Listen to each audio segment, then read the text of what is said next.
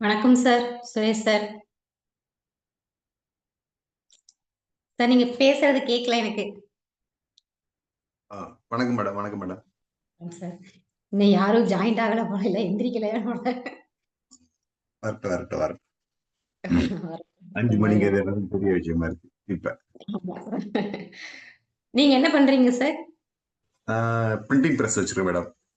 ஓ! Okay, okay sir. Okay sir. எந்த ஊருங்க சார்? காட்டுமன்னார் கோயில் மேடம். சிதம்பரம் பக்கத்துல. Oh! Okay sir. Okay sir. ஓகேங்க சார். நீங்க சார் மேடம், நீங்க ஈரோடா? Sir Coimbatore sir. கோயம்புத்தூர். சரி. Thank you, thank you. நான் ஒரு அஸ்ட்ராலஜர். அஸ்ட்ராலஜி பார்த்துட்டு இருக்கேன். ஆ, சூப்பர் மேம். பிளஸ் இந்த கொஞ்சம் கிளாஸஸ் எடுத்துட்டு இருக்கேன். முத்திரைகள் சூப்பர். வகுப்பு, கரக்கலை வகுப்பு, தாந்திரிக பரிகாரங்கள், நல்ல விஷயம் மேம். மூலிகை அந்த மாதிரி பண்ணிட்டு இருக்கேன். சரி, தேங்க்யூ. சரி சார். ஒரு 10 நிமிஷம் வெயிட் பண்ணி பார்க்கலாம் சார். பார்க்கலாம் மேடம். வெயிட் பண்ணலாம். இல்லைன்னா நம்ம அப்படியே ஸ்டார்ட் பண்ணிடலாம் சார். Thank you, thank you.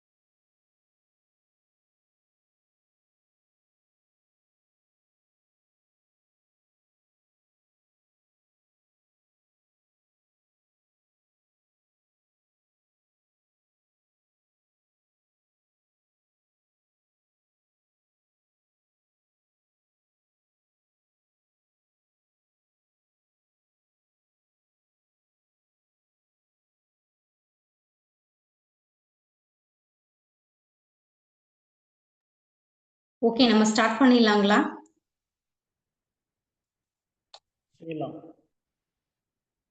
ஓகே. பண்ணலாம் மேடம். ஒரு குரூப் கால் பண்றீங்களா? அதுல நம்ம இந்த குரூப்ல, கிளாஸ் குரூப்ல ஒரு குரூப் கால் பண்ணீங்கன்னா கொஞ்சம் ஃபோன் போகும். இல்ல இல்ல அவங்க பாதி பேர் ஜாயின் பண்ண முடியலன்னு சொல்றாங்க. ஆனா லிங்க் போயிட்டு தான் இருக்கு. நம்மளாம் வந்துட்டோம் இல்லையா?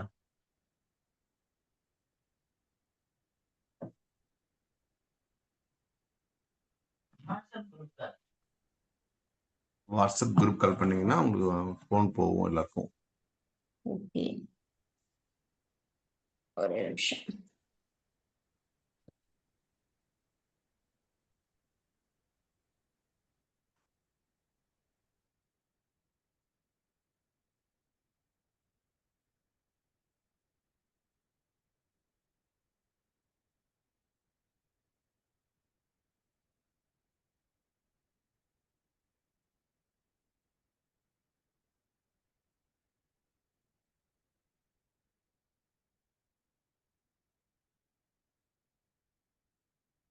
உங்களுக்கு மட்டும் தான் போதா? எல்லாருக்குமே வருதாங்க சார் காலு?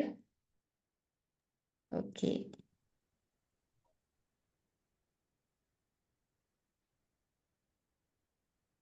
சார் கிளாஸ்க்குள்ள எல்லாருக்கும் எல்லாரும் வந்துட்டீங்களா? பார்ட்டிசிபென்ட்ஸ் 6 காட்டுதுங்க. இருந்துறாங்க மேடம். சார் சொல்லுங்க. சார் 6 சொல்லுங்க பேர் சார். இருக்காங்க. 6 பேர் இருக்காங்க மேடம் நம்ம. Okay, okay. இன்னும் வரணும். ஆமா. சரி நம்ம ஸ்டார்ட் பண்ணலாமா? அவங்களுக்கு எப்படினாலும் ரெக்கார்டிங் போயிடும்ல. சரி மேடம். 15 மினிட்ஸ் ஆயிடுச்சு. மேடம். ஓகே, இருங்க. வாட்ஸ்அப் கால் கட் பண்ணிட்டு வந்துடுறேன்.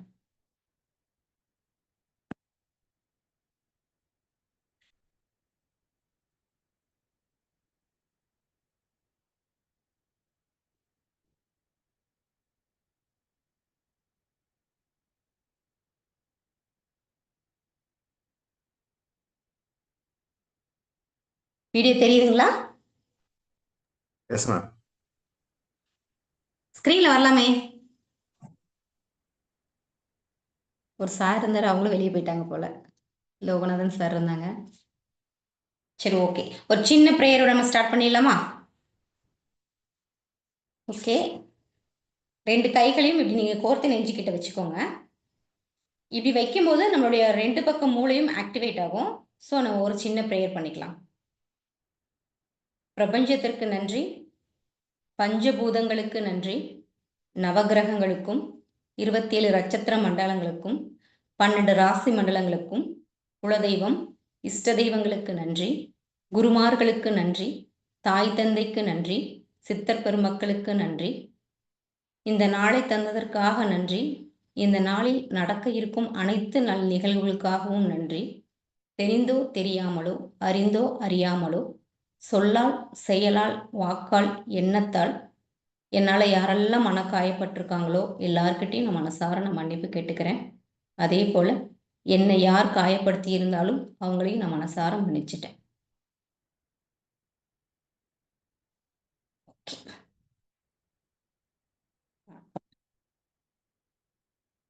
முத்திரைகள் அப்படின்னா எதுக்காவது ஐடியா இருக்குங்களா? ஆல்ரெடி ஏதாவது கேள்விப்பட்டிருக்கீங்களா? ஏதாவது ப்ராக்டிஸ் பண்ணியிருக்கீங்களா?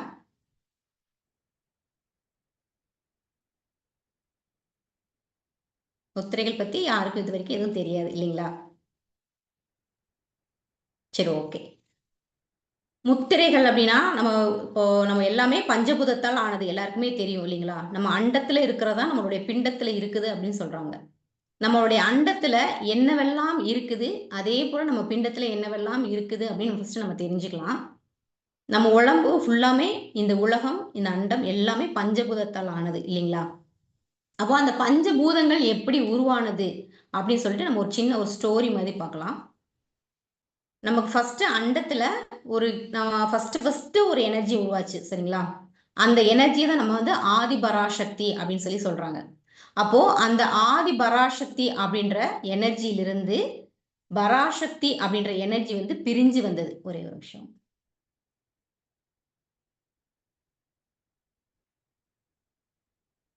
ஓகே. அப்போ ஆதி பராசக்தி அப்படின்ற இதுல இருந்து பராசக்தி அப்படின்ற ஒரு எனர்ஜி வந்துச்சு. அந்த பராசக்தி இருந்து பரம் அப்படின்ற ஒரு எனர்ஜி பிரிஞ்சு வந்தது. பரத்திலிருந்து சிவம் அப்படின்ற ஒரு சக்தி வந்துச்சு சரிங்களா? இந்த சிவம் தான் நம்மளுடைய ஜீவன். இந்த சிவத்திலிருந்து சக்தி பிரிஞ்சு அதிலிருந்து தான் ஓம் அப்படின்ற ஒரு சவுண்டு வந்து ஃபர்ஸ்ட் ஓம் அப்படின்ற சவுண்டு வந்துச்சு. இதுதான் நாதம்னு சொல்றாங்க. இதுல இருந்து தான் நம்ம கேட்கிற ஒளினாலும் சரி, பார்க்கிற ஒளி இது ரெண்டுமே இணைஞ்சு சதாசிவம் அப்படின்ற ஒரு சக்தி வந்துச்சு சரிங்களா? இந்த சதாசிவம் அப்படிங்கிற சக்தியில இருந்து மகேஸ்வரன் அப்படின்ற ஒரு சக்தி உருவானது. அப்போ இந்த மகேஸ்வரத்துல இருந்து ருத்ரம் வந்தது. ருத்ரம் அப்படின்னா மனோசக்தின்னு சொல்றாங்க. அந்த மனோசக்தி தான் நம்ம விஷ்ணு சக்தின்னு அப்படின்னு சொல்றோம். அப்போ இந்த விஷ்ணு சக்தியில இருந்து பிரம்மம் அப்படின்ற இந்த பிரம்மாண்டம் உருவானது. இதுதான் நம்ம வந்து இறை தத்துவமா நம்ம சொல்லிக்கிட்டு இருக்கோம் சரிங்களா? மகேஸ்வரன், விஷ்ணு, பிரம்மா எப்படிலாம் வந்தாங்கன்னா இந்த இந்த முறையத்தான் நம்ம அப்படியே தெய்வங்களா கன்வெர்ட் பண்ணி நம்ம சொல்லிட்டு இருக்கோம். இப்போ பிரம்மாண்டம் அப்படின்ற இந்த பிரம்மத்துல இருந்து ஃபர்ஸ்ட் ஒரு சவுண்ட் வந்துச்சு இல்லைங்களா? இப்போ இந்த சவுண்ட்ல இருந்து ஆகாயம் அப்படின்ற ஒரு சூனியம் வந்து நமக்கு உருவாச்சு. இந்த சூனியம் வந்து ரொம்ப எல்லையே இல்லாதது, எல்லா இடத்திலும் பரவி கிடக்குது இல்லைங்களா?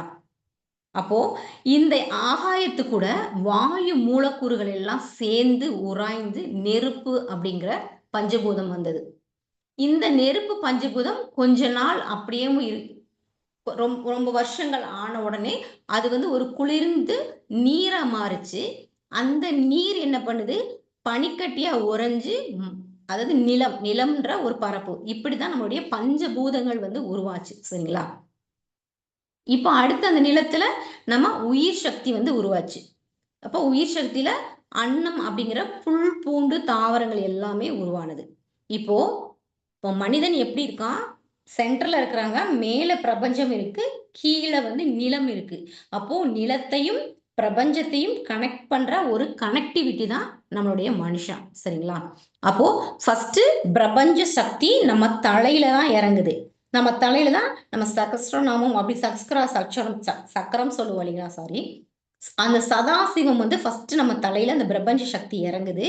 அதுக்கப்புறம் நம்ம பார்த்திருப்போம். புத்தர், இயேசு இந்த மாதிரி பெரிய பெரிய மகான்கள் பின்னாடி ஒரு பெரிய ஒளிவட்டம் தெரியுது அப்படின்றதெல்லாம் நம்ம கேள்விப்பட்டிருப்போம் இல்லைங்களா? அப்போ அந்த ஒளி சக்தி தான் நம்மளுடைய பிரபஞ்ச சக்தி. சரிங்களா? அது ஃபர்ஸ்ட் நம்ம தலையில இறங்குது. அடுத்து அந்த பிரபஞ்ச சக்தி வந்து சதாசிவமா மகேஸ்வர சக்தியா வந்து நெற்றி வழியா வந்து இறங்குது நமக்கு. அதுதான் நெற்றிக்கண் அப்படின்னு சொல்லி நம்ம ஒரு நமக்கு ஆதி காலத்துல பழங்காலத்துல சொல்லப்பட்டிருக்கு. நெற்றிக்கண்ணுக்கு வந்து சிவனுக்கு வந்து நெற்றிக்கண் இருக்கும் அப்படின்னு சொல்லிட்டு. அதுதான் மகேஸ்வரன் சக்தி. அப்போ அந்த மகேஸ்வர சக்தியிலிருந்து அப்படியே எனர்ஜி தொண்டை வரைக்கும் வருது அடுத்து. அதுதான் ருத்ர சக்தி. இதுதான் நம்ம ஆழகால விஷம் ருத்ரன் வந்து விஷத்தை சாப்பிட்டாரு. அங்க வந்து நீல கலர்ல மாறுச்சு அப்படின்னு சொல்றோம் இல்லைங்களா? அதுதான் ருத்ர சக்தி.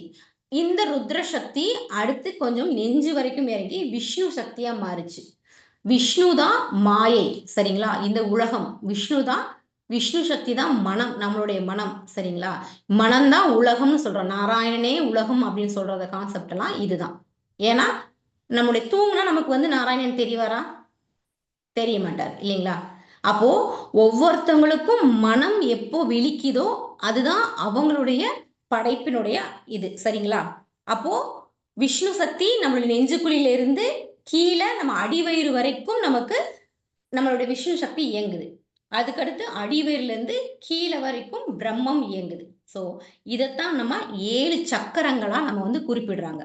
சோ இப்படிதான் நம்முடைய எனர்ஜி வந்து நம்மள பஞ்சபூதங்கள் நம்ம உடம்புல இறங்கி இப்படிதான் இதாகுது. சரிங்களா?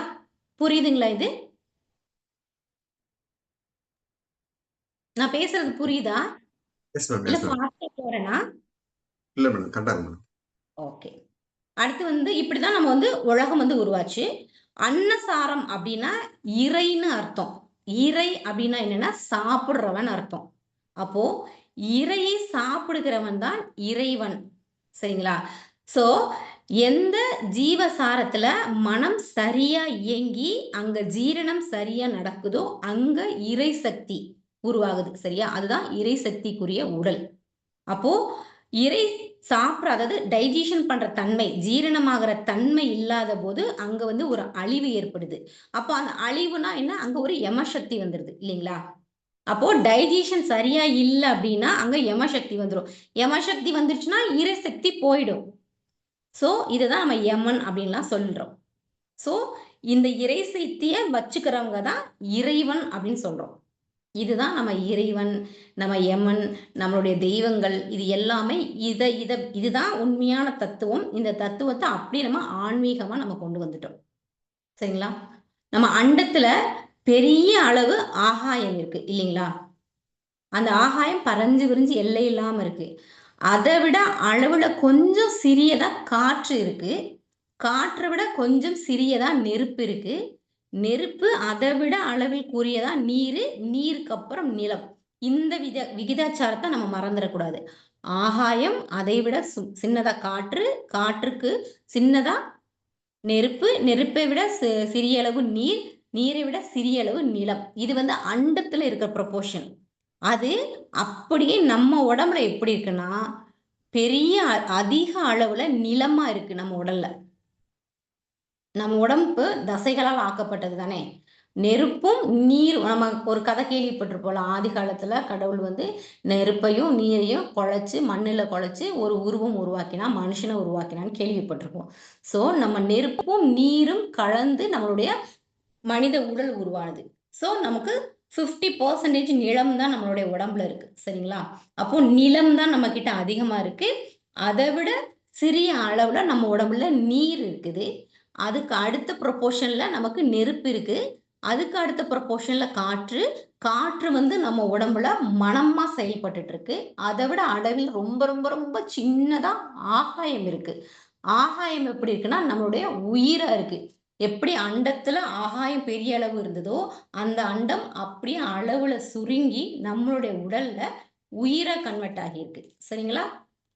இதுதான் பஞ்சபூதத்துடைய தத்துவம். இந்த பஞ்சபூதங்கள் தான் ஒவ்வொருத்தவங்களுக்கும் ப்ரொபோர்ஷன்ஸ் மாறுபடும் போது உயிர்கள் மாறுபாடு ஏற்படுது. சரிங்களா? இந்த தன்மையில தான் நம்மளுடைய 7 சக்கரங்களும் இயங்குது. இந்த கான்செப்ட் உங்களுக்கு புரியுதுங்களா? Yes ma'am. ஓகே. இப்ப நமக்கு நோய் வருதுன்னு சொல்றோம். இப்ப நோய் வருது, அதுக்காக தான் நம்ம நிறைய சிகிச்சைகள் பண்றோம் இல்லையா? நோய் நமக்கு எதனால நோய் வருது? நமக்கு 2 விதமான நோய் வருது. 2 விதத்துல நோய் வரும். ஒண்ணு நம்ம சாப்பிடுற உணவு பழக்கவழக்கத்தினால நோய் வரும். இன்னொன்னு நம்முடைய மனம் சார்ந்து நம்ம சில பிரச்சனைகள் ஏற்படும்போது அதுக்கு வந்து நமக்கு நோய் வரலாம். சரியா? இந்த 2 முறையில தான் நமக்கு நோய் வரும் உடம்புல. இல்லைங்களா? இதனால தான் உடம்பு நமக்கு பாதிக்கப்படுது இல்லைங்களா? இப்போ வள்ளலார் சொல்றார், மருந்தே வேண்டாம் அப்படின்னு வள்ளலார் சொல்றாரு. நம்ம என்ன வேணா சாப்பிடலாம். சரிங்களா? என்ன சாப்பிட்டாலும் நம்ம சாப்பிடும்போது நம்மளோட ஏன்னா நோய் எப்படி நமக்கு வருதுன்னு ஒரு ஒரு உணர்வு நம்ம புரிதல் இருந்தாதான் நம்ம அதிலிருந்து நம்மளை தற்காத்துக்க முடியும். சரிங்களா? நம்ம என்ன வேணா சாப்பிடலாம். நம்ம சாப்பிடும்போது நம்ம வாயில லட்சக்கணக்கான உமிழ்நீர் இருக்கு இல்லைங்களா? நம்ம ஏதாவது ஒரு சாப்பாடை வந்து வாயில போட்டதும் அந்த டேஸ்ட்டுக்கு ஏத்த மாதிரி ஒரு உமிழ்நீர் வந்து நம்ம வாயில வந்து சுரந்து அந்த டேஸ்ட்டை வந்து நம்ம மூளைக்கு வந்து அந்த சென்சேஷனை வந்து மூளைக்கு வந்து அந்த உமிழ்நீர் வந்து அனுப்பும். சரிங்களா? அப்போ சாப்பிடுற உணவோட டேஸ்ட்டுக்கு ஏத்தபடி தான் நமக்கு வந்து உமிழ்நீர் வந்து சுரக்குது. சரிங்களா? அப்போ நல்லா மென்னு அரைச்சு சாப்பிடும்போது நமக்கு 6 வகையான உமிழ்நீர் வந்து சுரக்கும். இப்போ 75% டைஜஷன் வந்து நம்ம வாயிலேயே நடந்துரும். நம்ம உமிழ்நீரோட சேர்ந்து நல்லா டைஜஷன் பண்ணி நல்லா மென்னு சாப்பிடும்போது 75% டைஜஷன் நம்மள வாயில தான் நடக்குது. மீதி 25% தான் நம்முடைய வயிற்றுல நடக்குது. இது தெரியுங்களா? கேள்விப்பட்டிருக்கீங்களா? கேள்விப்பட்டிருக்கேன் மேடம். அப்போ டைஜஷன் சரியா இல்ல அப்படின்னா தான் நமக்கு நோய் வருது. ஆனா இப்ப இருக்கிற சிச்சுவேஷன்ஸ்ல நம்ம எல்லாரும் என்ன பண்றோம்? அவசர சூழ்நிலையில என்ன பண்றோம்? கரெக்ட்டா சாப்பிட்டு மென்னு சாப்பிடுறதுக்கு நமக்குலாம் டைம் கிடையாது.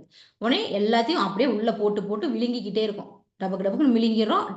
ஒரு டம்ளர் 2 டம்ளர் தண்ணி குடிச்சிட்டு நம்ம பாட்டுக்கு சாப்பிட்டோம் அப்படின்ற ஒரு பேர்ல போயிடுறோம் இல்லைங்களா? இப்படிதான் இப்ப இருக்கிற சிச்சுவேஷன் இருக்குது. அதனால தான் நமக்கு சீக்கிரம் நோய் வருது. நம்ம அந்த காலத்துல நல்லா மெதுவா பொறுமையா சாப்பிடுறதுக்குன்னு கொஞ்சம் டைம் எடுத்து சாப்பிட்டாங்க. அதனால அவங்க ஆரோக்கியமா ரொம்ப வருஷங்கள் வாழ்ந்தாங்க இல்லையா? அப்போ உமிழ்நீர் என்ன பண்ணுதுன்னா, நம்ம சாப்பிடுற ஃபுட்ட அந்த டேஸ்ட்டுக்கு ஏத்த மாதிரி அதனுடைய பிராண சக்திய வந்து தெரிஞ்சுக்கிட்டு, அத நல்லா வந்து கூலாக்கும். அப்ப அது கூலாக்கும்போது அரைக்கும்போது அப்போ ஒரு ஆசிட் வந்து சுரக்கும். இப்ப நம்ம வயித்துல வந்து 7 அடுக்கு இருக்குன்னு சொல்றாங்க. அப்போ வாயில ஏதாவது ஃபுட்டு உள்ள போயிடுச்சு அப்படின்னா, அதுக்கு ஏத்த மாதிரி ஆசிட் வந்து சுரக்க ஆரம்பிக்கும். சரிங்களா? நம்ம நல்லா மென்னு சாப்பிடாம அப்படியே முழுங்கும்போது, அது என்ன டேஸ்ட்டுன்னே தெரியாம ஆசிட் என்ன பண்ணும்? சுரக்க ஆரம்பிக்கும். ஏன்னா, அது என்ன டேஸ்ட்ன்னு தெரிஞ்சா தான் கரெக்ட்டா அதுக்குரிய ஆசிட் சுரக்கும். டேஸ்ட்டே தெரியலன்னா, அப்போ அதுக்குரிய ஆசிட் வந்து சுரக்காம, என்ன டேஸ்ட்ன்னே தெரியாம ஆசிட் வந்து அத அரைக்க ஆரம்பிக்கும். அப்ப அரைக்க ஆரம்பிக்கும்போது, முழுசா அரைக்காம பாதி மட்டும் தான் அது அரைக்கும். சரிங்களா? அப்போ இந்த இடத்துல ஒரு கிரைண்டர்ன்னு நம்ம வயிறு எப்படி ஒரு கிரைண்டர் மாதிரி தான் இல்லைங்களா? அப்ப இது ரிப்பேர் ஆயிடுச்சுனாவே நோய் வந்துருது. நமக்கு 3 வேளையும் நம்ம உடம்புல வந்து ஆசிட் சுரக்கும்.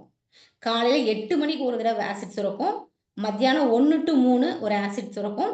7 மணிக்கு ஆசிட் சுரக்கும். இது வந்து இயற்கையாவே நம்ம எல்லாருடைய உடம்புலும் இந்த டயத்துக்கு வந்து ஆசிட் சுரக்க ஆரம்பிக்கும். அப்போ இந்த டயத்துக்கு நார்மலா கரெக்டா டைஜஷன் யாருக்கு ஒருத்தங்களுக்கு இருக்கோ அவங்களுக்கு இந்த டயத்துக்கு பசிக்க ஆரம்பிச்சிடும். நீங்க கவனிச்சு பார்த்துருந்தீங்க, நீங்க எல்லாரும் ப்ராப்பரா எல்லாம் சாப்பிட்றவங்க இருந்தீங்கன்னா அதை நோட்டீஸ் பண்ணியிருப்பீங்க. கரெக்டா 8 மணிக்கு பசிக்க ஆரம்பிக்கும். ஏன்னா டைஜஷன் கரெக்டா இருந்தா. சோ அப்போ என்ன பண்ணும் ஆசிட், இவங்க ஏதாவது சாப்பாடு நமக்கு உள்ள குடுக்குறாங்களான்னு வெயிட் பண்ணிட்டே இருக்கும். அப்போ எதுவுமே சாப்பாடு எதுவுமே வரல அப்படின்னா, அது வந்து ஒரு கேஸா ஃபார்ம் ஆகும். சரிங்களா? கேஸா ஃபார்ம் ஆகி அங்க ஃபில் பண்ணி வச்சுக்கும். அப்போ கரெக்ட்டா ஆசிட் சுரந்துச்சுனா மட்டும் தான் நமக்கு வந்து நல்ல டைஜஷன் நடக்கும். ஸோ டைஜஷன் சரியா இல்ல அப்படின்னா, நம்ம வேற வேற டைம்ல சாப்பிடும்போது அது கரெக்ட்டா அரைக்காது. அப்போ ஃபுட்ட வந்து அரைக்கிறதுக்கு வந்து லிவர் என்ன பண்ணும் அப்படின்னா, ஒரு ஒரு ஜீரண நீர்ன்னு சுரக்கும். சரிங்களா? இந்த ஜீரண நீரும், இந்த ஃபுட்டும் 2ம் மிக்ஸ் ஆகி தான் அந்த ஆசிட் எல்லாம் ஃபார்ம் ஆகி மிக்ஸ் ஆகி தான் நம்ம வந்து டைஜஷன் பண்ணும்.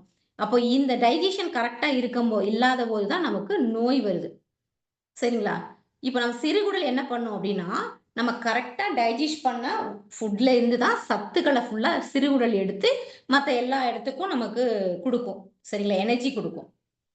இப்போ நம்ம சாப்பிட்ட வயித்துல கரெக்ட்டா டைஜஷன் ஆன ஃபுட் இருந்தா மட்டும் தான் அதிலிருந்து சத்த எடுக்கும். அப்போ ஏதாவது அதாவது கரெக்ட்டா டைஜஷன் இல்ல அப்படின்னா, அத அப்படியே வயித்திலேயே அப்படியே விட்டுரும். அப்ப அந்த ஃபுட் தான் புளிப்பு தன்மையா மாறி நமக்கு ஒரு மாரி புளிப்பு சுவை வர மாதிரி, நெஞ்சு கரிச்சல் வர மாதிரி இருக்கிறது எல்லா தன்மையும் அதுதான். சரிங்களா? அப்போ அது மறுபடியும் மீதி ஏன்னா கொஞ்சம் தான் அரைச்சிருக்கு. மீதி இருக்க ஃபுட்ட வந்து அரைக்கிறதுக்கு அது ரொம்ப நேரம் டைம் எடுத்துக்கும். மறுபடியும் ஒரு 4 மணி நேரம் ப்ராசஸ் போகும். மறுபடியும் மீதி இருக்கிற ஃபுட்ட வந்து நமக்கு கரெக்ட்டா டைஜஷன் ஆகுறதுக்கு. அப்போ வந்து அதுக்குரிய அப்ப அந்த ஃபுட் டைஜஸ்ட் பண்றதுக்கு ஒரு ஆசிட் வந்து சுரக்கணும் இல்லையா? அப்ப என்ன பண்ணும்? அது கேஸா ஃபார்ம் ஆகி மேல உணவு குழல்ல போய் நமக்கு ஒரு மாரி புளிப்பு சுவை வந்த மாரி இருக்கும். நெறைய பேர் ஃபீல் பண்ணியிருப்பாங்க. ஒரு மாரி எனக்கு ஒரு மாரி புளிப்பு எப்பமா வருது? எனக்கு டைஜஷன் ஆகாத மாரி ஒரு மாதிரி பாரமா இருக்குதுன்லாம் நெறைய பேர் நம்மளே ஃபீல் பண்ணியிருப்போம் இல்லைங்களா? அப்ப இது எல்லாமே கரெக்ட்டான டைஜஷன் இல்லன்றதுனால தான் நமக்கு இந்த மாரி ஃபீலிங் எல்லாம் வருது. இப்போ மீதி இப்போ அந்த மாரி ஃபீல் வந்துச்சுன்னா, அடுத்து ஒரு 3 மணி நேரத்துக்கு நம்ம எந்த ஃபுட்டுமே எடுக்கக்கூடாது. ஒரு சின்ன கொஞ்சமா லைட்டா ஹாட் வாட்டர் குடிச்சோம் அப்டின்னா, அது வந்து அந்த புளிப்பு சுவைய வந்து அப்டியே ஸ்டாப் பண்ணிடும். ஜீரணம் நடக்கிறதுக்கு ரொம்ப ஹெல்ப் பண்ணும். சரிங்களா? அப்போ கொஞ்சம் டைஜஷன் ஆன ஃபுட்ல இருந்து தான் சிறுகுடல் வந்து அதுக்கு தேவையான ஓரளவு சத்த வந்து எடுத்துக்குது. அப்போ அந்த சிறுகுடல்ல வந்து லட்சக்கணக்கான உறிஞ்சிகள் வந்து நம்மளுடைய சிறுகுடல்ல இருக்குது. சரிங்களா? அந்த சிறுகுடல் வந்து அதுக்குரிய சத்துக்கள வந்து எடுக்குது. எடுத்து என்ன பண்ணும்? அந்த அத வந்து ரத்தத்துல போய் அப்படியே வந்து கலக்கும். அப்போ அடுத்த செகண்ட் ரத்தத்துல அந்த சத்துக்கள்லாம் போனோனே, ஹார்ட் வந்து அந்த பாடி ஃபுல்லா நமக்கு எனர்ஜிய வந்து செப்பரேட் பண்ணி குடுத்துரும். மீதம் இருக்க ஒரு மாரி ஒரு ஹார்டான குளுக்கோஸ் இருக்கும். அத வந்து லிவர் வந்து எடுத்துக்கும். அதாவது ஒரு பார்ட்ட வந்து ஒரு ஒரு பார்ட் சத்துக்கள ஹார்ட்டும், ஒரு பார்ட்ட லிவரும் எடுத்துக்கும். சரிங்களா? அப்போ ஒரு சில பேர் நமக்கு டைஜஷன் கரெக்ட்டா நடக்குதா இல்லையான்னு இதுலருந்தே தெரிஞ்சுக்கலாம். ஒருத்தங்க சாப்பிட்டு 4 மணி நேரம் கழிச்சு நல்லா தூங்குனாங்க, நல்லா ஃப்ரெஷ்ஷா இருந்தாங்க அப்படின்னா, அவங்களுக்கு டைஜஷன் நல்லா நடந்திருக்குன்னு அர்த்தம். சரிங்களா? இல்ல சாப்பிட்டு 4 மணி நேரத்துக்கு ஒரு சில பேர் பார்த்தீங்கன்னா ரொம்ப டயர்டா இருப்பாங்க. உண்ட மயக்கம் மாரி சொல்லியிருப்போம். கொஞ்ச நேரம் கழிச்சு ரொம்ப டயர்டா இருப்பாங்க. தூக்கமே வராம கஷ்டப்படுறவங்க. இவங்க எல்லாருக்குமே டைஜஷன் கரெக்ட்டா இல்லன்னு அர்த்தம். சரிங்களா? அப்போ நம்ம என்ன பண்ணலாம்? இன்கேஸ் ஒரு கரெக்ட்டான டயத்துக்கு நம்மளால சாப்பிட முடியலனாலும், கொஞ்சம் சாப்பிட்டதுக்கு அப்புறம் கொஞ்சம் ஹாட் வாட்டர் குடிச்சீங்கன்னா கொஞ்சம் இருக்கும். நீங்க கேள்விப்பட்டிருப்பீங்க. மாடு இதெல்லாம் மொட்டை தலையில முடியே இல்ல அப்டின்னா, நான் ம் அ மாட்டோட நாக்கு பட்ட உடனே அங்க முடி வளரும்னு கேள்விப்பட்டிருக்கீங்களா யாராவது? ஏன் அப்டின்னா, மாடு பார்த்தீங்கன்னா, அது எப்ப பாரு நல்லா உணவ அரைச்சுக்கிட்டே இருக்கும். உமிழ்நீர் வந்து வெளிய விட்டுக்கிட்டே இருக்கும். ஏன்னா, நம்மளுடைய உமிழ்நீர்ல அவ்ளோ சத்துக்கள் இருக்கு. எல்லாமே நம்ம உமிழ்நீர்ல இருக்குது. அதனால தான் விலங்குகள் எல்லாமே அடிபட்டாவோ, புண் ஏற்பட்டுச்சுனாவோ, தன்னுடைய நாக்காலேயே அத வந்து சரி பண்ணிக்கிறது. நீங்க பார்த்துருக்கீங்களா? ஏன்னா, அதனுடைய உமிழ்நீருக்கு வந்து அவ்ளோ எல்லாத்தையும் க்யூர் பண்ணக்கூடிய சக்தி வந்து நம்மளுடைய உமிழ்நீருக்கு இருக்கு. சரிங்களா? அப்போ நம்ம வாயில இருக்கிற நெறைய நரம்புகள் மூலமா தான் உடலுக்கு வந்து எனர்ஜி போது. அப்போ ஃபர்ஸ்ட்டு சேமிக்கிற சக்தி வந்து நம்மளுடைய வாயில இருக்கு. ஸோ நல்லா மென்னு சாப்பிட்டாவே நமக்கு வந்து நல்ல எனர்ஜி கிடைக்கும். இப்ப எந்த ஃபுட்டா இருந்தாலும் அதுல 6 சுவை இருக்கு. தெரியுங்களா? எக்ஸாம்பிளுக்கு இப்போ தேன் வச்சுக்கோங்களேன். இப்போ தேன் ஃபஸ்ட்டு சாப்பிடும்போது டேஸ்ட்டு இனிப்பு டேஸ்ட் வருது. ஆனால் கொஞ்ச நாள் அதிகமாக சாப்பிடும்போது ஒரு மாதிரி கசப்பு தன்மை வரும். தேங்காயும் அதே மாதிரி தான். தேங்காய் கசப்பு தான். ஆனால் நீங்கள் ஃபஸ்ட்டு சாப்பிடும்போது இனிப்பு சுவை கிடைக்கும். சரிங்களா? ஸோ நம்ம நம்ம சரியா மென்னு சாப்பிட்டோம் அப்படின்னா, அது வந்து நல்ல குளுக்கோஸா கன்வெர்ட் ஆகும். இப்ப நான் கரெக்ட்டா அது உள்ள டைஜஷன் வந்து கரெக்ட்டா இல்லன்னு வச்சுக்கோங்களேன். அங்க வந்து ஒரு கெட்ட கொழுப்பு வந்து கெட்ட குளுக்கோஸா அது ஃபார்ம் ஆயிரும். அந்த கெட்ட குளுக்கோஸ வந்து லிவர் வந்து எடுத்துக்காது. பியூர் குளுக்கோஸா இருந்தா மட்டும் தான் நம்மளுடைய லிவர் வந்து அது எடுத்துக்கும். சரிங்களா? அப்போ அந்த லிவர் ரிஜெக்ட் பண்ண அந்த குளுக்கோஸ் வந்து பிளட்ல கலந்துரும். அதுதான் நமக்கு சுகரா கன்வெர்ட் ஆகுது. சரியா? கணையத்தினால தான் டயபெட்டிக் வருது. இப்ப ஒண்ணும் இல்ல. ஒரு இப்போ நடக்கிறோம்னு வச்சுக்கோங்களேன். நடக்கிறதுக்கு ஒரு 100 குளுக்கோஸ் தேவைப்படுது நமக்கு. அப்போ அத லிவர் அனுப்பும். கணையம் என்ன பண்ணும்? அந்த 100 குளுக்கோஸுக்கு 100 செல்கள வந்து அனுப்பிச்சு, அங்க இன்சுலின சுரக்க வைக்கணும். சரிங்களா? இப்போ குளுக்கோஸ் கரெக்ட்டா இல்லாதபோது, அந்த இன்சுலின் வந்து கரெக்ட்டா சுரக்காது. அப்போ 100 குளுக்கோஸுக்கு 50 இன்சுலின் தான் சுரந்திருக்கும். மீதி 50 இன்சுலின் அப்படியே பிளட்டுக்கு போயிடும். சரிங்களா? அப்போ இந்த கெட்ட குளுக்கோஸ் எந்த பக்கம்லாம் போகுதோ, டிராவல் ஆகுதோ, அந்த ட்ராக் ஃபுல்லாமே அழிஞ்சு போகும். கொஞ்ச நாள் போக அதுல அழிஞ்சு போயிடும். நம்ம இங்கிலீஷ் மெடிசின்ஸ்ல என்ன பண்றோம்? இந்த சுகருக்கு டேப்லெட் குடுக்குறோம். அந்த டேப்லெட் என்ன பண்ணுது அப்படின்னா, அந்த கெட்ட குளுக்கோஸையும் அழுத்தி இன்சுலினா சுரக்க வைக்குது. அப்போ அந்த கெட்ட குளுக்கோஸும் சேர்ந்து நம்மளுடைய பிளட்ல வந்து கலந்துடுது இல்லைங்களா? அதனால நாளடைவுல நம்ம காலையே எடுக்கிற சிச்சுவேஷன் வருது. ஏன்னா, அந்த கெட்ட குளுக்கோஸ் போற பாதை எல்லாத்தையுமே அப்படியே அழிச்சிடும். இதனால தான் நமக்கு வந்து சுகர் ப்ராப்ளமே வருது.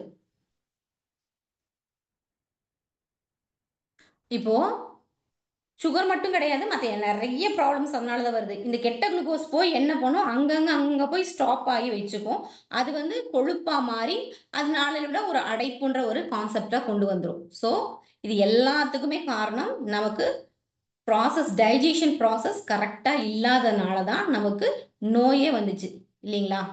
அதே மாரி சில பேர் பார்த்திருப்போம். நெறைய பேர் சில பேர் கிடையாது. மேக்ஸிமம் நம்மளே கூட சாப்பிடும்போது தண்ணி குடிச்சுக்கிட்டு இருப்போம். சாப்பிடும்போது தண்ணி குடிச்சுக்கிட்டே சாப்பிடலாமா? அது கரெக்ட்டான முறையா?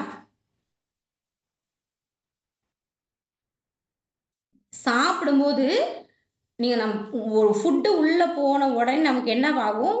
ஒரு ஆசிட் சுரக்க ஆரம்பிக்கும் இல்லையா? அப்போ அந்த ஆசிட் என்ன பண்ணும்? அப்படியே கொதிச்சுக்கிட்டு இருக்கும் அந்த ஆசிட். அப்போ நீங்க ஒரு கோல்டு வாட்டர் நீங்க உள்ள போகும்போது ஒரு கொதிக்கிற இடத்துல ஒரு கோல்டு வாட்டர் நீங்க உள்ள போகும்போது என்ன பண்ணும் அது? அது அப்படியே அமுந்துரும். ஆசிட்டே அப்படியே அமுந்துரும். அப்ப நமக்கு அங்க டைஜஷன் கரெக்ட்டாவே நடக்காது இல்லைங்களா?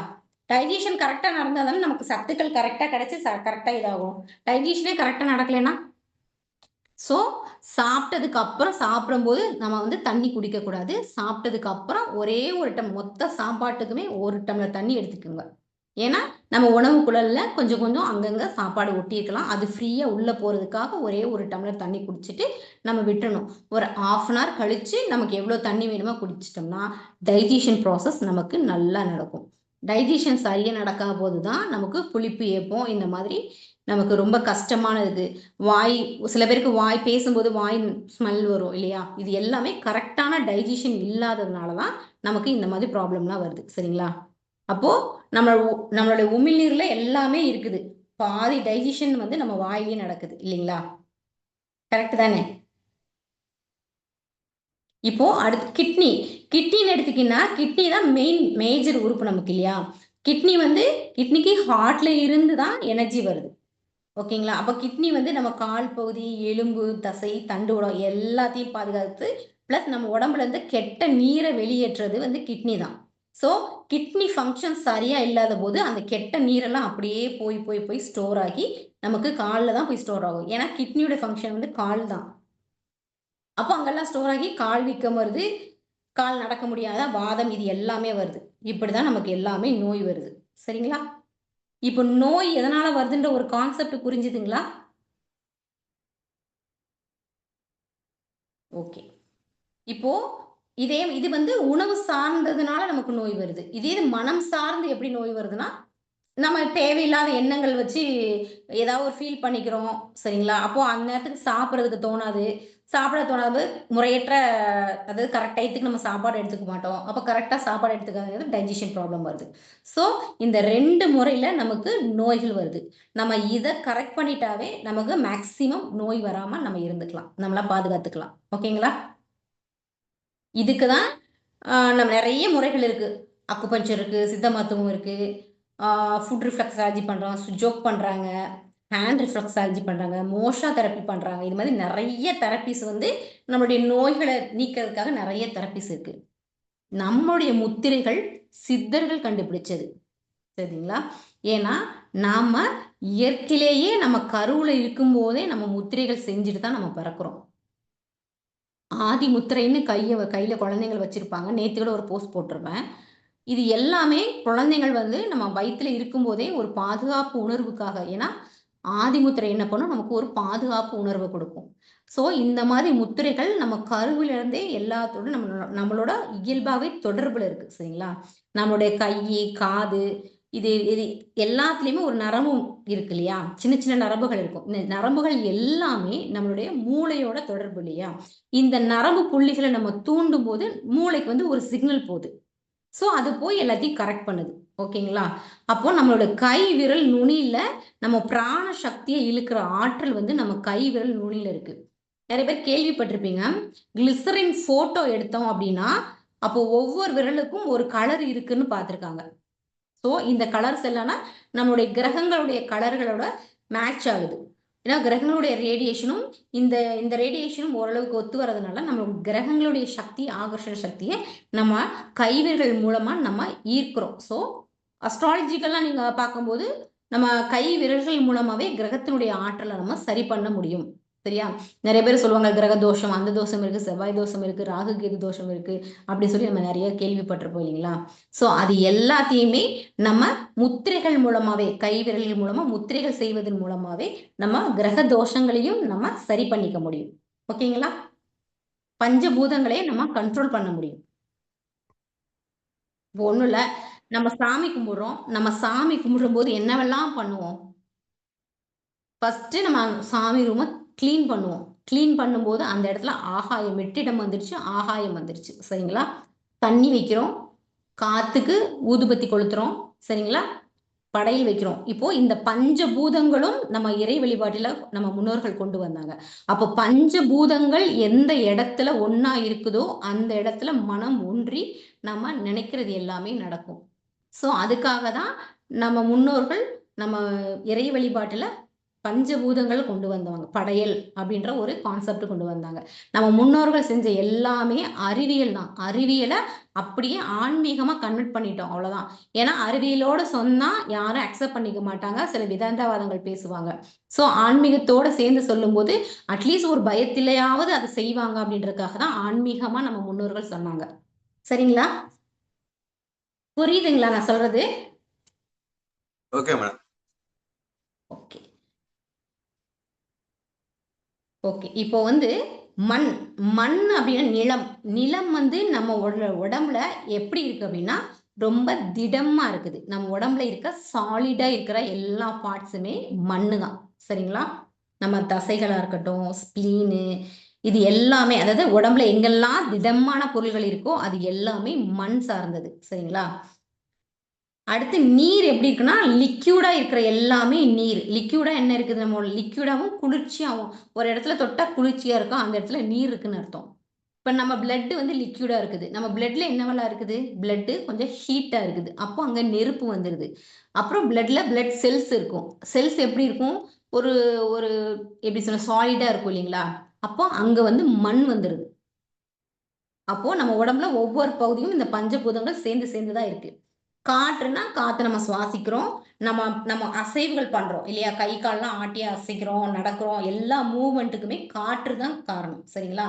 காத்து கரெக்டா இருந்துச்சுன்னா அந்த மூவ்மெண்ட்ல ஒரு சில பேர் பார்த்து இப்ப ரஜினிலாம் பார்த்தீங்கன்னா காற்று தன்மை அதிகமா இருக்கிறவங்க. யாரெல்லாம் ரொம்ப கை வீசி நடக்கிறாங்க, ரொம்ப ஃபாஸ்டா பேசுறாங்க, படபடன்னு பேசுறாங்க, அவங்க எல்லாமே காற்று தன்மை அதிகமா இருக்கிறவங்க. ஓகேங்களா? நெருப்பு வந்து நம்ம ஆல்ரெடி நமக்கு தெரியும். பாடி நம்ம உடம்புல ஹீட் தான் நம்முடைய உயிர். சரிங்களா? ஹீட் இருந்தா மட்டும் தான் நம்மளால உயிரோட இருக்க முடியும். ஸோ அங்க ஹீட் வந்தது. ஆகாயம் அப்படின்றது எம்டி ஸ்பேஸ். நம்ம உடம்புல எங்கெல்லாம் எம்டி ஸ்பேஸ் இருக்கோ, இப்போ 2 ஜாயிண்ட் இருக்கும். இந்த 2 ஜாயிண்ட்டுக்கு இடையில எம்டி ஸ்பேஸ் இருக்குமா? அப்போ எங்கெல்லாம் ஜாயிண்ட்ஸ் இருக்கோ அங்கெல்லாம் எம்டி ஸ்பேஸ் இருக்கு. நம்ம காதுல எம்டி ஸ்பேஸ் இருக்கு. ஓகேங்களா? இது எல்லாமே ஆகாயம் தொடர்புடையது. அதே போல நம்முடைய ஐம்புலன்களுக்கும் பஞ்சபூதத்துக்கும் ஒரு தொடர்பு இருக்குது. சரிங்களா? இப்போ நெருப்பு சக்தி. நெருப்பு சக்தினா நம்ம கண்ணுல ஒரு ஒளி இருந்தா மட்டும்தான் நம்மளால பார்க்க முடியும் இல்லைங்களா? அப்போ அந்த இடத்துல நெருப்பு சக்தி வந்துடுது. காது நம்ம ஏற்கனவே சொல்லியிருக்கோம். காது வந்து ஆகாயம். சரினா அங்க ஒரு வெற்றிடம் இருக்கு இல்லையா? காதுன்றது ஒரு வெற்றிடம் இருக்கு. சோ அது ஆகாயத்தோட தொடர்புடையது. நம்ம ஸ்மெல் பண்றோம். ஸ்மெல் இப்போ நம்ம கொரோனா டைம்ல பார்த்தீங்கன்னா, நெறைய பேருக்கு ஸ்மெல் சென்சேஷனே இல்லன்னு சொன்னாங்க. அப்போலாம் என்ன அர்த்தம்னா, அவங்களுக்கு மண் வந்து குறைபாடு இருக்குது. மண்ணோட குறைஞ்சிருச்சு. அதனால அவங்களுக்கு ஸ்மெல் சென்சேஷன் இல்ல. அப்போ ஸ்மெல்லுங்கிறது நம்முடைய மண்ணோட தொடர்புடையது. சரிங்களா? அதே மாரி நீர் அப்படி வந்து நம்மளுடைய டேஸ்ட்டோட தொடர்புடையது. வாயில உமிழ்நீர் இருக்கு இல்லைங்களா? அப்போ நம்ம டேஸ்ட்டோட தொடர்புடையது நீர். அதே மாதிரி நம்ம டச் பண்றோம். டச் பண்ணா ஒரு ஃபீல் வருது இல்லையா? இது வந்து காற்றோட தொடர்புடையது. ஸோ கண்ணு வந்து நெருப்பு, காது வந்து ஆகாயம், மண்ணு வந்து நம்ம ஸ்மெல்லு, டேஸ்ட்ன்றது நீர் சார்ந்தது, நம்ம தொடுறது அது எல்லாமே ஸ்கின் எல்லாமே காற்று சார்ந்தது. ஓகேங்களா? அப்போ பஞ்சபூதத்துல ஒரு குறைபாடு வந்துச்சு அப்படின்னா, நமக்கு இந்த ஐம்புலன்களையும் நமக்கு குறைபாடு வரும். இப்போ ஒருத்தங்களுக்கு கண்ணு சரியா தெரியல, கண்ணு கரெக்ட்டா பார்க்க முடியல, ஏதாவது இது இருந்துச்சு அப்படின்னா, அவங்களுக்கு நெருப்பு வந்து அங்க ஏற்றத்தாழ்வா இருக்குன்னு அர்த்தம். அப்போ அத சரி பண்ணாங்கனாவே அவங்களுக்கு அந்த பிரச்சனை சால்வ் ஆயிடும். ஒருத்தங்களுக்கு பார்த்துட்டீங்கன்னா, காது சரியா கேட்காது. மந்தமா இருக்குன்னு சொல்லுவாங்க. இல்லன்னா, அதிகமான இரைச்சல் சத்தம் கேட்டுட்டே இருக்குது. இல்ல யாரோ என்கிட்ட பேசுற மாதிரியே இருக்குது. அப்படின்னு சொல்லி சில பேர் சொல்றத நம்ம கேள்விப்பட்டிருப்போம் இல்லைங்களா? அது வந்து ஆகாய குறைபாட்டினால வர்றது. சரிங்களா? ஆகாயம் இம்பேலன்ஸா இருக்கும்போது, நமக்கு காது சார்ந்த பிரச்சனைகள் வரும். ஓகேங்களா? ஸோ, இப்படிதான் பஞ்சபூதங்கள் நம்ம உடம்புல அண்டத்துல எப்படி இருக்கோ, அதே சேமா நம்ம பிண்டத்துல இருக்குது. இந்த முறைகள்ல தான் நமக்கு வேலை பாக்குது. ஓகேங்களா? அடுத்து நம்ம முத்திரைகள் செய்யும்போது என்னெல்லாம் செய்யணும்? அப்படின்னு பார்த்தோம் அப்படின்னா, ஏன்னா ஃபர்ஸ்ட் நம்ம முத்திரை செய்யும்போது என்ன என்ன ப்ரொசீஜர்ன்னு பார்த்துக்கிட்டா தான் நமக்கு அடுத்து யாரு செய்யலாம், யாரு செய்யக்கூடாதுன்ற ஒரு ஐடியா கிடைக்கும். இப்போ ஒவ்வொரு முத்திரைகளும் சில பேர் செய்யலாம், சில பேர் செய்யக்கூடாதுன்றது நம்ம முத்திரைகள் வரும்போது நம்ம பார்க்கலாம். அப்போ இந்த முத்திரை நம்ம பண்றதுக்கு கரெக்ட்டா நம்ம கரெக்ட்டான பெர்சனா ஃபர்ஸ்ட் டிசைட் பண்ணிக்கணும். அடுத்து நல்ல ஃப்ரீ ஸ்பேஸ்ல உட்காந்துக்கணும். ஒரு நல்ல காத்தோட்டமான இடத்துல உட்காந்துக்கணும். ஒரு ஏசி ரூம்லயோ, இல்ல குளோஸ்டு ரூம்லயோ உட்கார்ந்து நீங்க முத்திரைகள் செய்யக்கூடாது. சரிங்களா? நல்ல காத்தோட்டமான இடத்துல உட்கார்ந்து தான் செய்யணும். அடுத்து செய்யும்போது ஒரு விரிப்பு விரிச்சுட்டோ, இல்லன்னா சேர்ல உட்கார்ந்துட்டோ செய்யலாம். இப்ப சேர்ல உட்கார்ந்துட்டு செஞ்சீங்க அப்படின்னா, காலுக்கு கீழ ஒரு விரிப்பு விரிச்சுக்கோங்க. இல்ல கீழ வீல விரிச்சு ஏதாவது ஒரு விரிச்சுட்டு மேல உட்காந்துட்டீங்கன்னா, நீங்க ஏதாவது ஒரு சுகாசனத்துல உட்கார்ந்துட்டு செய்யலாம். சரிங்களா? உட்கார்ந்துட்டும் செய்யலாம். முடியாத பட்சத்துல படுத்துட்டு செய்யலாம். அதாவது என்னால ரொம்பவே முடியாது, உட்கார்ந்து செய்ய முடியாது அப்படின்னா, படுத்துட்டு செய்யலாம். பட் ஆனா நடந்துட்டு மட்டும் செய்யக்கூடாது. சரிங்களா? அதே மாரி கண்ண தொறந்துட்டு தான் நீங்க முத்திரைகள் செய்யணும். ஏன் அப்படின்னா, நீங்க கண்ண மூடி செய்யும்போது, கண்ண மூடும்போதே நமக்கு உடம்பு குளிர்ச்சி ஆயிடும். சரியா? அப்போ அங்க ரிசல்ட் வந்து லேட் ஆகும். நீங்க கண்ண திறந்துட்டு செய்யும்போது, நம்ம உடம்புல எப்பவுமே ஹீட் புரொடியூஸ் ஆயிட்டே இருக்கும். சோ, அதனால ரிசல்ட் வந்து குயிக்கா கிடைக்கும். இப்ப எக்ஸாம்பிளுக்கு இப்போ ஆல்ரெடி ஒருத்தவங்களுக்கு வந்து நீர் உடம்புக்காரவங்க, கண்ண மூடிட்டு இந்த முத்திரைகள் பண்ணும்போது, அகைன் வந்து நீர் வந்து அதிகமாகும். அப்ப நீர் அதிகமாயிடுச்சு அப்படின்னா, உடனே என்ன பண்ணும்? சளி பிடிக்க ஆரம்பிச்சுரும். சோ, அதனால தான் நம்ம வந்து என்ன பண்றோம்? கண்ண தொறந்துட்டு பண்ணணும் அப்படி சொல்றோம். அதே மாதிரி டிவி, ஃபோனு இல்ல யார்ட்டயோ பேசிக்கிட்டு பக்கத்துல இருக்கவங்ககிட்ட பேசிக்கிட்டு அப்படியே எந்த டிஸ்ட்ராக்ஷனும் இல்லாம ஒரு தனிமையா உட்கார்ந்து நீங்க பண்ணும்போது பலன்கள் அதிகமா கிடைக்கும். சரிங்களா? அதே மாதிரி முத்திரைகள் செய்யும்போது அதன் மீது கவனம் வச்சு செய்யணும். ஏன்னா, சில ஒண்ணு ஒண்ணு நம்ம கரெக்ட்டா பண்றோமா இல்லையான்னு பார்த்து செய்றோம். இன்னொன்னு எதுல ஒரு ஃபோக்கஸ் பண்ணி செய்றோமோ, அப்போ அதுல வந்து ஆற்றல் வந்து அதிகமாகும். இது நமக்கு தெரிஞ்சது தான். நெறைய யோகா பயிற்சிகள்லாம் இத தான் சொல்லிக் குடுக்குறாங்க. எந்த இடத்துல ஒரு ஃபோக்கஸ் அதிகமாகுதோ, அந்த இடத்துல ஒரு எனர்ஜி ஃபார்ம் ஆகும். இல்லைங்களா? இதுதான் கான்செப்ட். அதே மாதிரி எண்ணெய் குளியல் பண்ணியிருக்கோம் அப்படின்னா, அன்னைக்கு நம்ம முத்திரைகள் செய்யக்கூடாது. சரியா? ஏன்னா, அதுவே ஒரு கழிவு நீக்கம் தான். நம்ம உடல்ல பாடியில இருக்க டீடாக்ஸ பண்றது தான் எண்ணெய் குளியல் பண்றோம். அப்போ நம்ம வந்து முத்திரைகள் செய்யக்கூடாது. அப்புறம் பேதி டேப்லெட் இது மாதிரி ஏதாவது எடுத்துக்கிட்டோம் அப்படின்னா அன்னைக்கு நம்ம முத்திரைகள் செய்யக்கூடாது. பெண்களாக இருக்கும் பட்சத்தில் பீரியட்ஸ் டைம்ல முத்திரைகள் செய்யக்கூடாது. மெயினா முத்திரை செய்யறதுக்கு சாப்பிட்டு 2 மணி நேரம் கழிச்சு தான் செய்யணும். இன்கேஸ் எம்டி ஸ்டொமக்ல இருந்துட்டீங்கன்னா ஓகே, எம்டி ஸ்டொமக்ல தான் பண்ணணும். எம்டி ஸ்டொமக்ல பண்ணிட்டீங்கன்னா ரொம்ப நல்ல ரிசல்ட் கிடைக்கும். இன்கேஸ் ஒருவேளை நம்ம சாப்பிட்டோம் அப்படின்னா ஆஃப்டர் 2 hours கழிச்சு தான் நீங்க முத்திரைகள் செய்யணும். டீ, காஃபி இல்ல தண்ணி ஏதாவது குடிச்சிட்டீங்கன்னா அது குடிச்சு 1/2 மணி நேரம் கழிச்சு தான் முத்திரைகள் செய்யணும். சரிங்களா? இப்போ முத்திரைகள் யாரார் செய்யலாம், செய்யக்கூடாது, இல்ல எப்படி செய்யலாம்னு ஒரு ஐடியா கிடைச்சதுங்களா? இது வரைக்கும் சொன்னது புரிஞ்சுதுங்களா உங்களுக்கு? எல்லாம் Yes, ma'am. புரிஞ்சுதுங்க மேடம். கவலை இல்லை. நல்லா தான் சொல்லியிருக்கீங்க, எல்லாம் புரிஞ்சுது. ஓகே. மேக்ஸிமம் நம்ம வந்து ஃபுட்டு கரெக்ட் பண்ணிட்டோம்னாவே இங்கே மேக்ஸிமம் பிரச்சனையே இல்லை. ஸோ ஃபுட்டு டைஜஷன் ப்ராசஸ் தான் மேக்ஸிமம் முடிஞ்ச அளவுக்கு 8 மணிக்கு சாப்பிட பழகுங்க. அதே மாதிரி மத்தியானம் 1 to 3க்குள்ள சாப்பிட பழகுங்க. அதே மாதிரி நைட்டு 7 மணிக்குள்ள. இதுதான் நம்ம அந்த காலத்தில் நம்மளுடைய முன்னோர்கள் பெரியவங்கெல்லாம் இந்த மாதிரி தான் பண்ணிட்டு வந்தாங்க. அதனால தான் ரொம்ப வருஷத்துக்கு வாழ்ந்தாங்க இல்லைங்களா? இப்ப நம்ம அந்த இதெல்லாம் விட்டுட்டோம். நம்மளுடைய ஃபாஸ்ட் மூவிங் இதுல வந்து நம்ம எல்லாத்தையும் மறந்து அப்படியே ரிவர்ஸ்க்கு போறதுனால தான் சீக்கிரமா அந்த காலத்துல 120 வருஷம் வாழ்ந்தாங்க. அதுக்கப்புறம் 100 வருஷம் அது வரைக்கும் வாழ்ந்தாங்க. இப்ப நமக்கு 70 வருஷத்த தாண்டதே பெரிய விஷயமா இருக்கு இல்லைங்களா? நம்ம அடுத்த ஜெனரேஷன்லாம் எப்படி இருக்க போகுதுன்னே தெரியாது. ஸோ கொஞ்சமாவது நம்ம ஏன்னா உடல் நல்லா இருந்தா மட்டும்தான் மத்த எல்லாத்தையுமே நம்ம பண்ண முடியும். சம்பாதிக்கிறதாகட்டும், வேலைக்கு போறதாகட்டும், நம்ம ஹேப்பியா நம்ம ஃபேமிலியோட இருக்கிறதாகட்டும், எல்லாத்துக்குமே ஆதாரம் நம்ம உடம்பு தான் இல்லைங்களா? அது சரியா இருந்தா மட்டும்தான் மத்த எல்லாமே சரியா இருக்கும். ஓகேங்களா? இன்னைக்கு இது வரைக்கும் போதும். நமக்கு நாளையிலேருந்து அடுத்த ஒரு சின்ன முத்திரை மட்டும் செய்யலாம். இந்த முத்திரைய நாளையிலேருந்து நம்ம டெய்லி பண்ண போறோம். 1 வீக்குக்கு நம்ம பண்ண போறோம். சரிங்களா? இதுக்கு பேரு கணேச முத்திரை. இங்க பாருங்க. நான் தெரியுறேன்னா நல்லா தெரியுதா? Yes, ma'am.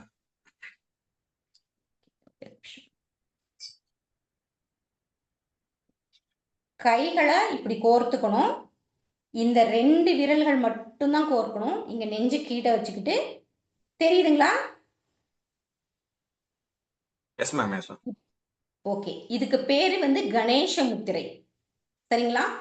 இதுக்கு பேர் கணேச முத்திரை. நீங்க புல்லிங் வந்து இங்க இருந்து எவ்வளவு ஸ்ட்ரெச் கொடுக்குறீங்களோ அவ்வளவு ஸ்ட்ரெச் கொடுக்கணும். உங்களால மேக்சிமம் எவ்வளவு ஸ்ட்ரெச் கொடுக்க முடியுமோ கொடுக்கலாம். இந்த பகுதி தாடைக்கு கீழே எப்படி இருக்கணும், கரெக்டா நெஞ்சுக்கு நேரா வச்சு இந்த 2 கொக்கி மாதிரி வச்சுட்டு உங்களால அது மாதிரி 2 ஷோல்டரும் இப்படி கரெக்டா இருக்கணும். ஓகேங்களா? உங்களால எவ்வளவு ஸ்ட்ரெச் கொடுக்க முடியுமோ ஸ்ட்ரெச் பண்ணுங்க.